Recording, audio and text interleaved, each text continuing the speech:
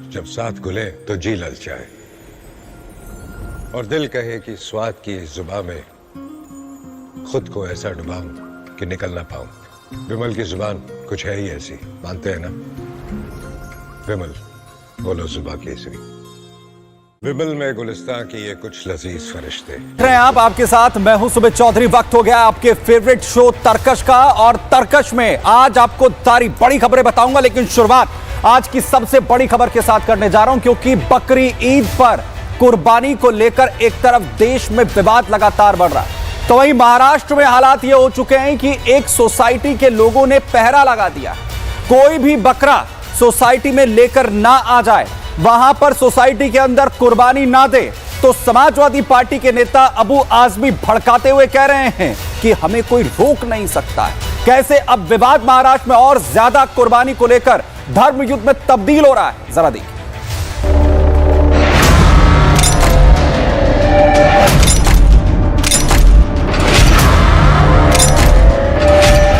बकरीद से पहले कुर्बानी पर जंग चल रही है। यूपी और दिल्ली से लेकर मुंबई तक कुर्बानी पर हंगामा हो रहा है।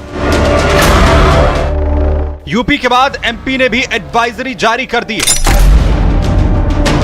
ना खुले में कुर्बानी और ना ही प्रतिबंधित पशुओं की।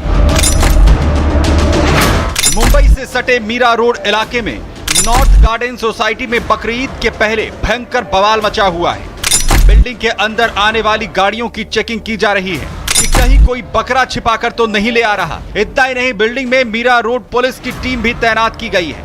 मुंबई से सटे मीरा रोड में नॉर्थ गार्डन सोसाइटी में बकरीद पहले विवाद खड़ा हो गया। विवाद ये है कि सोसाइटी के अंदर बकरे को अंदर लेके जाने के लिए मनाही किया है। सोसाइटी ने परमिशन नहीं दिया। देख सकते हैं कि किस तरह से सिक्योरिटी गार्ड है प्राइवेट, और यहाँ पर पूरी तरह से जांच किया जा रहा है, तभी गाड़ियों को छोड़ा जा रहा है। देख सकते हैं किस तरह से जो सोसाइटी को ये डर है कि कोई भी बकरा लेकर अंदर ना आए, इसीलिए कहीं न कहीं यहाँ जो भी गार्ड खड़े हैं उनको कहा गया है कि कोई भी गाड़ी अगर अंदर आती है उसको पूरा चेक करें, पूरा चेक करके तभी छोड़ा जाए। मुस्लिम पक्ष सोसाइटी में बकरे लाने की परमिशन नहीं मिलने का विरोध कर रहा है और कोर्ट तक जाने की बात कह रहा है। इतने कैंपस के अंदर हमको क्या 1000-2000 फुट जगह नहीं मिल सकती? हम रोज थोड़ी मांग रहे हैं, खाली ईद के लिए 5 दिन मांग रहे हैं, नमाज के लिए जगह मांग रहे हैं, रोज के लिए नहीं मांग रहे। बात सिर्फ बकरे की नहीं है, आप बात को समझिए। बकरे को इशू बनाया जा रहा है। हमको कोई भी फेस्टिवल नहीं मनाए दे रहे।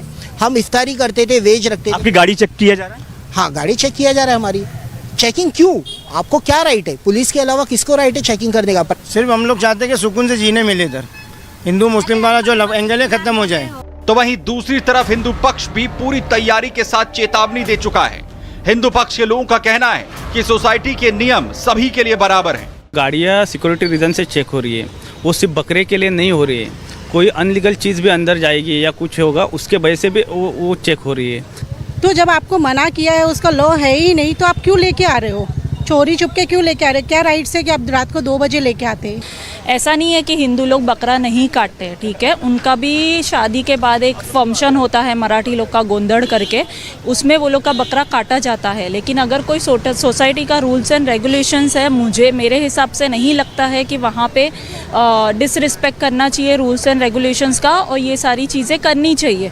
हंगामा इतना बरपा है कि सपा के महाराष्ट्र अध्यक्ष अबू आजमी ने बयान दिया कि कोई माई कलाल भी कुर्बानी रोक नहीं सकता।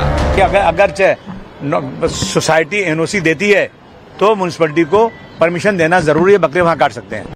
वहीं बीजेपी नेता संगीत सोम सपा पर जमकर बरसे और अबू आजमी को कट्टरपंथी तक बता दिया। मैं ये पूछना चाहता हूँ, ये किस मजहब में लिखा है कि जीव हत्या की ही जाएगी, कुर्बानी दी ही जाएगी?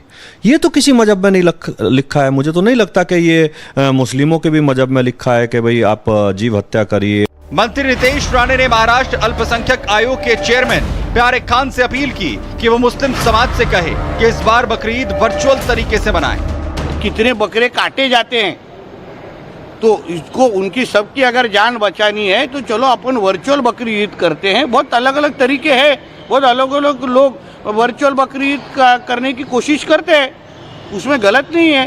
तो इसलिए अगर कल अल्पसंख्यक अध्यक्ष ने अगर उस तरीके का आह्वान किया तो इस्लाम के बारे में लोगों को और सम्मान बढ़ेगा। वहीं मुस्लिम समाज नितेश राणे को धार्मिक दखल न देने की चेतावनी दे रहा है और सबसे तीखी प्रतिक्रिया दी है मौलाना साजिद रशीदी ने। और ये किसी के बाप का पाकिस्तान नहीं है। पाकिस्तान से बड़ी मोहब्बत है नीतीश राणे जी आपको, बार बार पाकिस्तान का नाम लेते हो। सुनो, ये मेरा हिंदुस्तान है, तुम्हारे बाप का हिंदुस्तान नहीं है। सभी का खून शामिल है यहाँ की मिट्टी में, किसी के बाप का हिंदुस्तान नहीं है। ये कोई पहला मौका नहीं जब कुर्बानी पर सवाल उठा हो, लेकिन इस बार बहस संवेदनशीलता बनाम परंपरा के मोड़ पर है। पशु प्रेमी तर्क दे रहे हैं कि धार्मिक रिवाज आधुनिक सोच के साथ बदलने चाहिए, तो परंपरावादी मानते हैं कि आस्था से समझौता नामुमकिन है। Bureau report, Republic Bharat. तो कुर्बानी की बात अब तुम्हारे बाप का हिंदुस्तान तक पहुंच चुकी है, और सबसे बड़ी बात यह कि लोग ये कह रहे हैं कि अगर होली और दिवाली पर अपील की जा सकती है इको फ्रेंडली, तो आखिर क्यों बकरा ईद पर यह अपील करने वाले मौन इस वक्त नजर आ रहे हैं। बहरहाल आगे बढ़ते हैं, राजधानी दिल्ली की बात करते हैं, जहां पर साकेत कोर्ट के लॉकअप में 2 कैदियों ने पेशी के लिए लाए गए तीसरे कैदी की हत्या कर दी, जिसके बाद कोर्ट की सुरक्षा पर सवाल खड़े हो रहे हैं। लेकिन सवाल यह भी कि कैसे पुलिस सुरक्षा में इतनी बड़ी घटना हो जाती है, वहीं सवाल यह भी कि क्या इसके पीछे साजिश है। जरा देखिए।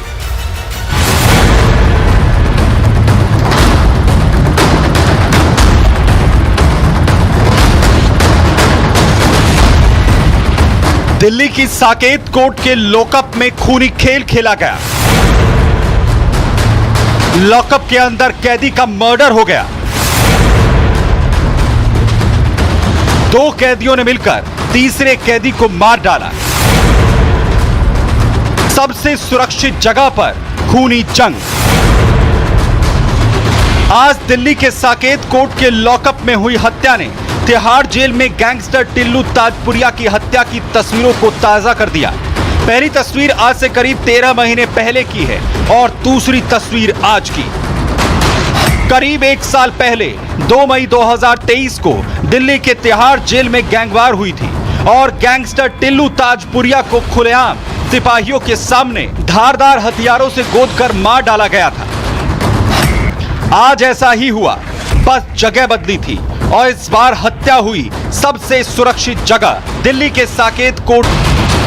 2 कैदियों ने एक कैदी की दिन दहाड़े सभी के सामने हत्या कर दी और कोई कुछ नहीं कर पाया। दिन दहाड़े हत्या ने सुरक्षा पर गंभीर सवाल खड़े कर दिए हैं। जिस कोर्ट में जज साहब बैठते हैं, सुनवाई होती है, उसके ठीक सामने लॉकअप ग्राउंड फ्लोर पर जो बाईं तरफ बिल्डिंग है, उसमें लॉकअप में जो विचाराधीन कैदी अमन, उस पर हमला होता है। 2 अन्य कैदियों ने अचानक हमला किया। पहले भी अमन और जितेंद्र के बीच 2024 में जेल के बाहर चाकूबाजी की घटना हो चुकी थी।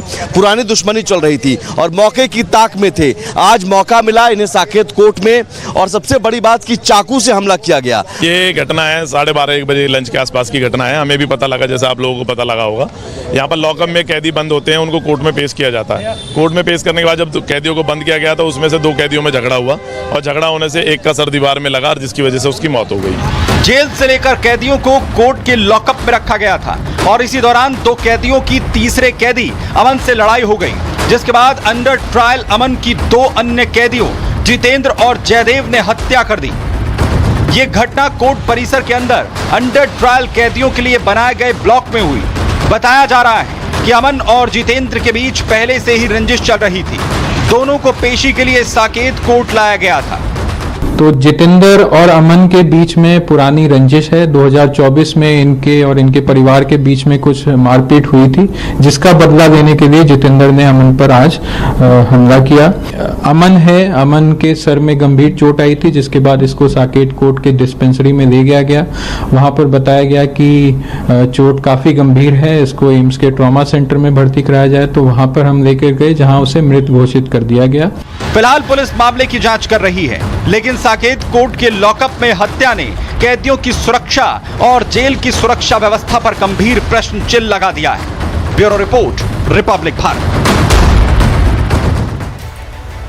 वहीं आरसीबी की जीत का जश्न मातम में तब्दील हो गया। 11 लोगों की जान चली गई, लेकिन संवेदनहीनता की हद ये कि अंदर लगातार जश्न मनाया जाता रहा।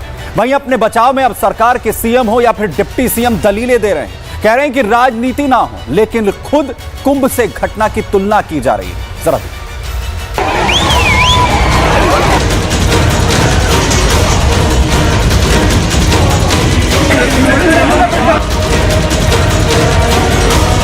18 साल की खुशियां 18 घंटे में मातम में बदल गई। विक्ट्री परेड में एक के बाद एक 11 लाशें बिछ गई। बेंगलुरु भगदड़ में 11 लोगों की मौत का जिम्मेदार कौन? मौतें हुई तो सवाल उठेंगे, लेकिन 11 मौतों के बाद शुरू हो गई सियासत।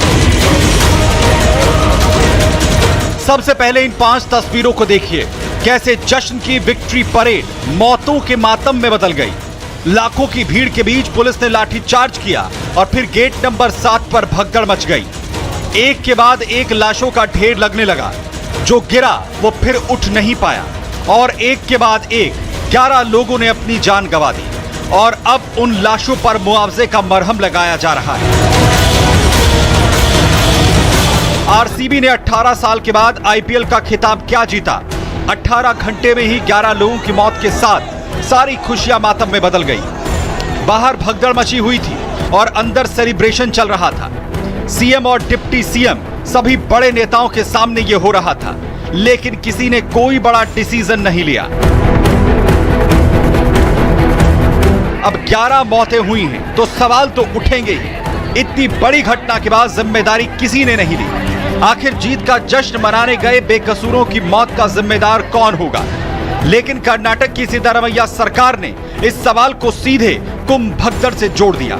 ಕುಂಭಮೇಳದಲ್ಲಿ ನಡೆದಿತ್ತು ಅಂತ ಹೇಳಿ ಇಲ್ಲಿ ಡಿಫೆಂಡ್ ಮಾಡ್ಕೊಳ್ಳಕ್ಕೆ ಹೋಗ್ತಾ ನಾನು ಹೋಗಿದ್ದೀನ? ಕುಂಭಮೇಳದಲ್ಲಿ ಎಷ್ಟು ಒಂದು 50-60 ಜನ ಸತ್ತಿದ್ರು। कर्नाटक के मुखिया सिद्धारमैया आरसीबी की टीम के साथ फोटो खिंचवाते रहे और करीब 100 मीटर पर लोग एक दूसरे पर गिरते रहे। अब सिद्धारमैया अपना पल्ला झाड़ने में लगे हैं तो डीके शिव कुमार का फैंस को थप्पड़ मारते वीडियो भी सामने आ गया। Deputy CM DK Shiv Kumar RCB की टीम के साथ आईपीएल का कप उठाकर रील बनवाते रहे। इतना बड़ा आयोजन करवा दिया और तैयारियों के नाम पर सिर्फ खाना पूर्ति होती रही। सिद्धारमैया कह रहे हैं कि इस पर राजनीति नहीं होनी चाहिए, लेकिन खुद कुंभ मेले से इसकी तुलना कर दी, जिसके बाद बीजेपी ने भी कांग्रेस सरकार की बखिया उधेड़ दी। कर्नाटक के बेंगलुरु में जो हुआ है, it was a government manufactured stampede. Chief minister Siddaramaiah कहते हैं ऐसे स्टैम्पीड तो बाकी जगहों में होते रहते हैं। 11 जाने गई है, ना तो भारत क्षमा करेगा और ना ही कर्नाटक और बेंगलुरु क्षमा करेगा। बात ये कंपैरिजन की नहीं है, अपनी जो रिस्पॉन्सिबिलिटी है उससे भागने की है। और कुंभ मेले में मुझे याद है कि फटाफट एम्बुलेंसेस गई थी, सब तैयारी थी। यहाँ आपने तो तैयारी नहीं कर रखी थी कोई। और दूसरा ये कि बाहर लोग मर रहे थे, अंदर आपके जो डिप्टी सीएम शिव कुमार है वो अंदर फोटो खिंचवा रहे थे और एक फोटो आपका सेशन चला रहे थे वहाँ पर। पहले से इंतजामात नहीं किए गए, पहले से पुलिस और सुरक्षा नहीं लगाई गई, पहले से वहाँ पर प्रिकॉशंस नहीं लिए गए। उल्टा भीड़ को जिस प्रकार से लाठीचार्ज किया गया, ये दिखाता है कि एक कंप्लीट फेलियर हुआ है। ये क्रिमिनल नेग्लिजेंस और स्टेट स्पॉन्सर्ड मर्डर है। इस बीच कर्नाटक पुलिस ने आरसीबी और डीएनए इवेंट मैनेजमेंट कंपनी और कर्नाटक क्रिकेट एसोसिएशन के खिलाफ एफआईआर दर्ज की।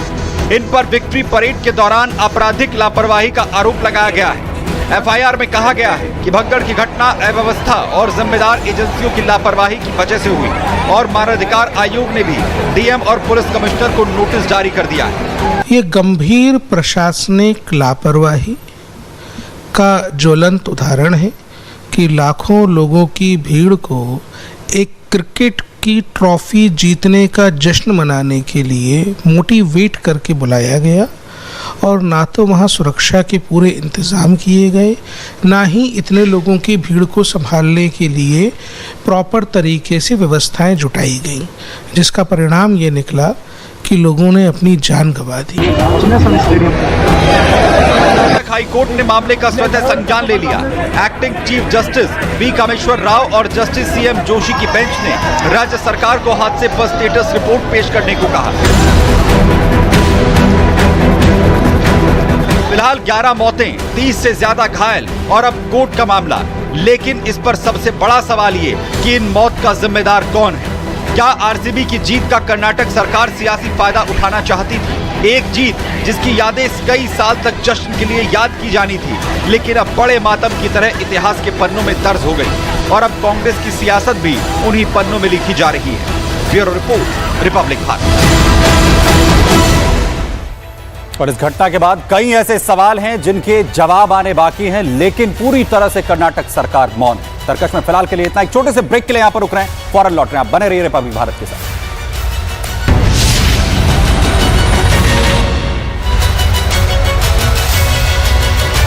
गुलिस्तान के ये कुछ लजीज फरिश्ते जब साथ घुले तो जी ललचाए और दिल कहे कि स्वाद की जुबान में खुद को ऐसे डुबाऊं कि निकल ना पाऊं। विमल की जुबान कुछ है ही ऐसी, मानते हैं? विमल बोलो जुबान कैसी?